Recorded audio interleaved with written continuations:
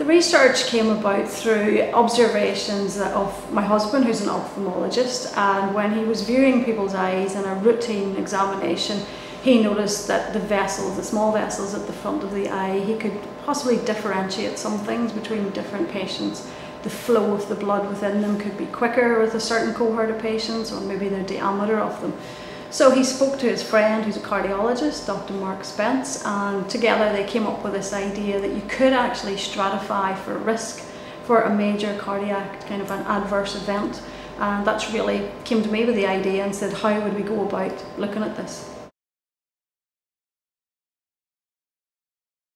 We are hoping that they can be used as, for want of a better term, a surrogate for the capillaries within the heart, that they will be indicative to some respect of the health of those capillaries within the heart. So where you can't see it, certainly in a non-invasive way, the capillaries within the heart, you'll be able to get a predictor from a very simple, just straightforward video photography and then its complex analysis, that you'll be able to say this person is potentially at risk of a heart attack, where before we had no idea,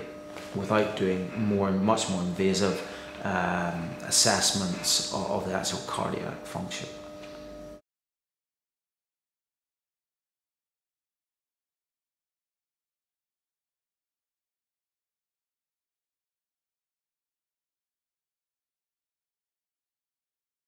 The outcome will be, hopefully, the research that we do will show that there is a difference between the 50 healthy, supposedly normal, healthy, fit people that we will look at here in the clinic versus 50 people that we will look at in the hospital with the cardiologist after they've had a major adverse cardiac event, so they've had a stroke or some kind of heart problem, and we will assess them, look at the front of their eye, look at the vessels and measure a wealth of parameters and do a lot of statistical analysis on it, and hopefully we will then come up with a test, a very simple test that can be translated into every optometrist across Northern Ireland, UK and worldwide.